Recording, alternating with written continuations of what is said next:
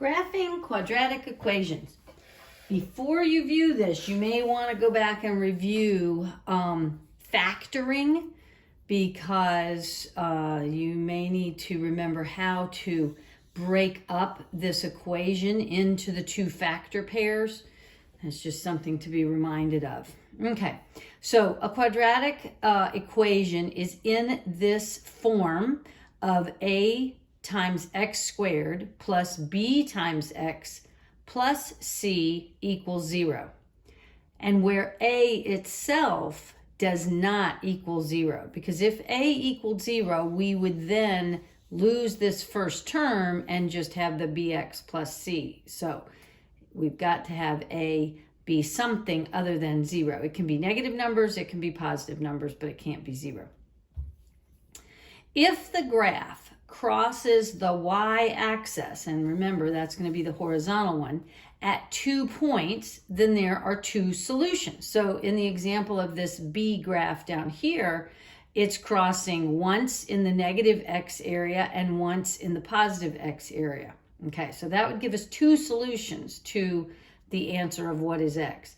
If the graph touches the x at only 1 point, then we only have one solution, as in the case of this in the A graph. Both of those are only crossing the x at the single point there. And then if the graph does not intersect the x, which would be in the case of this B, well, actually it's going to intersect down here. So I don't have one that doesn't intersect, unless maybe this would be considered sitting just barely above the x-axis. So then there would be no real solution. So be aware that when these lines are extending, it's going to go on and extend and ultimately cross, this is not going to cross the x-axis. So this would be a case where there would be no real solutions in there, okay? So now I have 3 different graphs that I'm using as examples to show you what the maximum, the minimum, and symmetry is. So the maximums of these quadratic equations produce a curved or a parabola. That's the shape. It kind of looks like either a U shape, or if you turn that U upside down. So, and even though I haven't necessarily drawn them with both sides being the same length, they are going on forever in their shape, and they are symmetrical, which means if you drew a line down the middle and you were able to fold it, they would match up exactly. They're the same distance from the center point from either the maximum or the minimum, no matter where you are on this graph. Okay, so maximums occur at the top of the curve. So for instance, in graph C, I have this upside down U shape, and at the highest point on this curve, that is considered the maximum.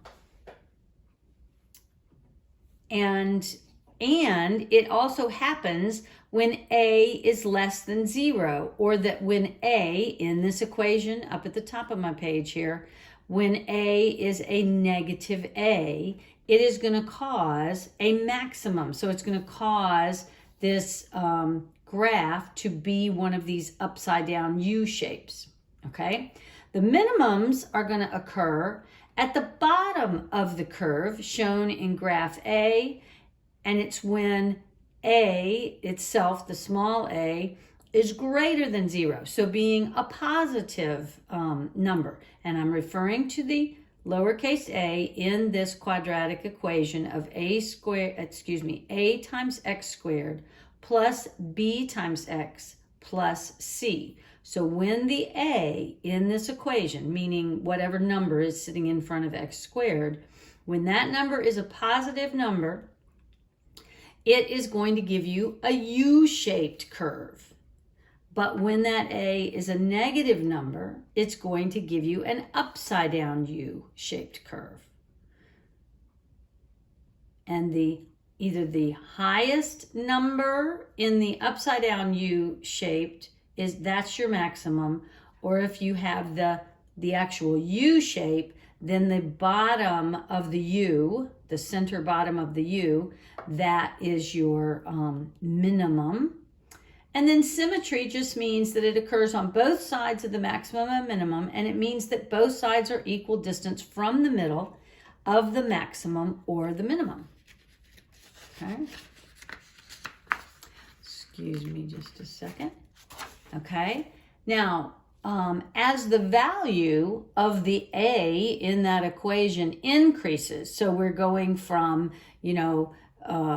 1 to 2, 3, 4, 5 or beyond, or even if we went from a -5 to a -2, that's still an increase.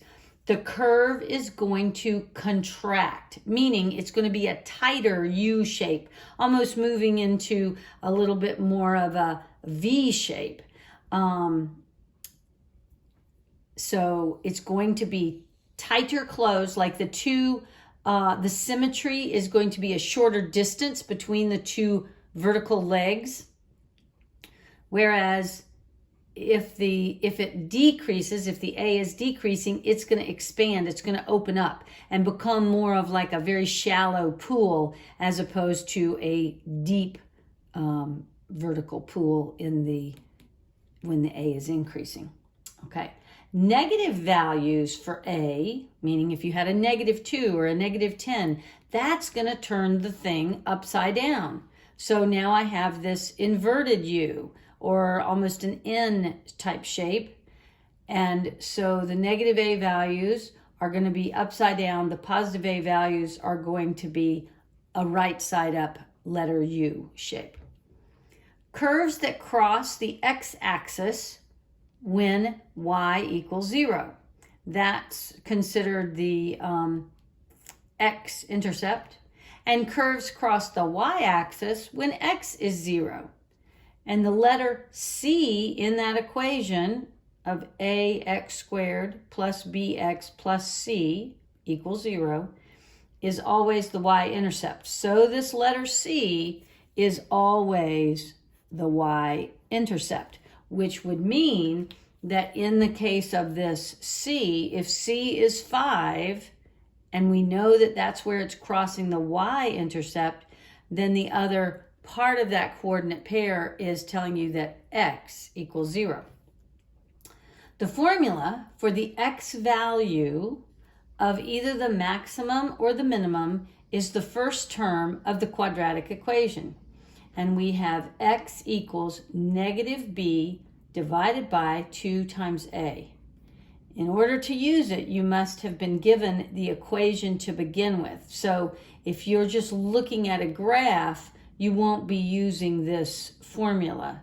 But if you were given the equation of the ax squared plus bx plus c, then you could end up doing something with this, finding out the x value for the maximum and minimum.